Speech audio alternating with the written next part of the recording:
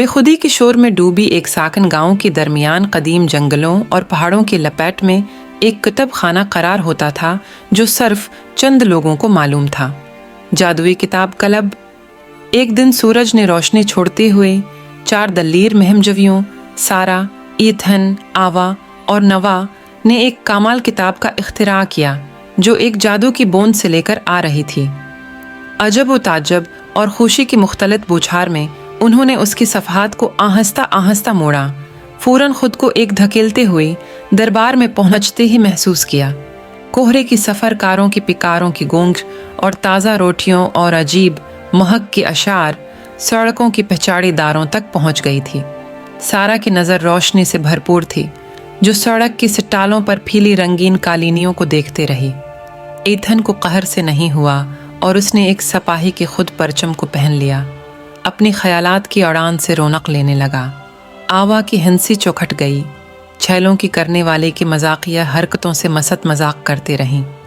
उसकी बरक्स नवा हमेशा के तौर पर तजस्सुस भरी हुई रूह था, ने एक परासरार जंगल की तरफ दौड़ लगाई जहां कदीम पतों ने राजों को सनाने के लिए सरीक छप रखा था।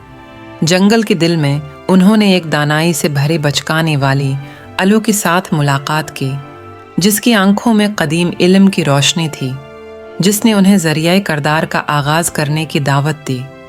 एक कीमती पत्थर को अमीक गार की गहराइयों से हासिल करने के लिए सरकश मिकाईल की हिदायत में वो गहराइयों में गई, आंखों में जमहूरे की निगरानी के साथ रहने वाले पत्थरों की नज़रें छोड़ती हुई। उनके कदमों की आवाज़ें गार के अंदर गूंग रहीं। उनकी सांसें ज़मीन ख़ज़ां की खुशबूद के साथ आमीज़ा हो गईं, जबकि वो अपनी नुमायां इनाकास की तरफ बढ़ते गए। एक क्रिस्टलीन पत्थर के सेंदरे में वो पत्थर मिल गया जिसकी रोशनी ज़मीनी हसीन को पार कर गई थी।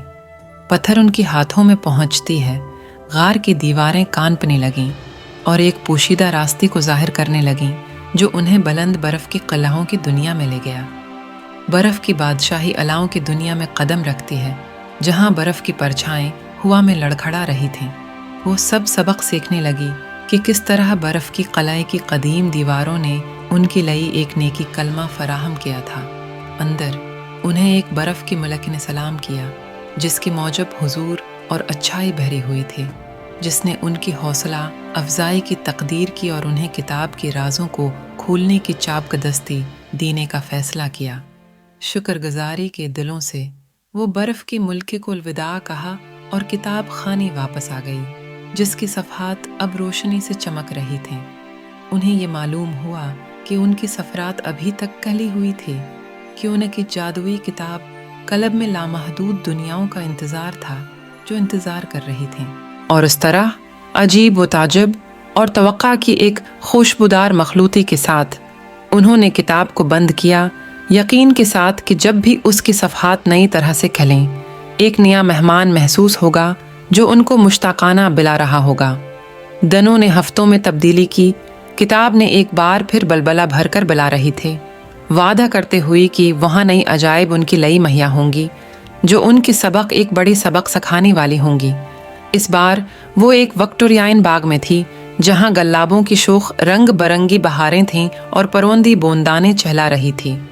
परफरोग बाग में उन्होंने बात करते हुए एक ख्वाबैंद पार्टी की तरतीब दी, जहाँ हर कोई बात करने लगा और हर कोई कहानियाँ सुनाने लगा।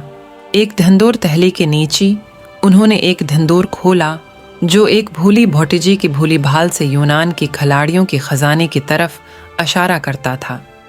वो ने एक ख़तरनाक समंदरी सफ़र पर सफ़र किया, झलकों की लड़ाई लड़ी और चालबाज समंदरी राक्षियों से मुकाबला किया, जहाँ दोबारा खौफनाक मौजों ने हंसने की मज़े दिलाए। एक दंदोर मंडर से रहाई पाने की खातिर उन्होंने एक हंसने भरे मदगार को दोस्ती की दरिया पर बलबलाने की तरह बलाने लगी।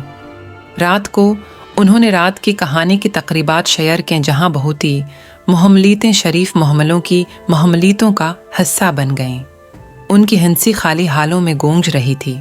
ख़जाना महफूज और नई दोस्तियों का आगाज़ होने पर वो जादुई दुनिया से वदा करने का वक्त आ गया और वापस अपने किताब खाने की हफाजत में वापस गए। किताब बंद होती है, उसकी सफ़हात लगती थीं جیسے لامحدود مہمات کا وعدہ کر رہی ہوں۔ ہر ایک انتظار کر رہا ہوگا کہ اس کے نئی صفحات نے نیا سفر شروع کر دیا ہو۔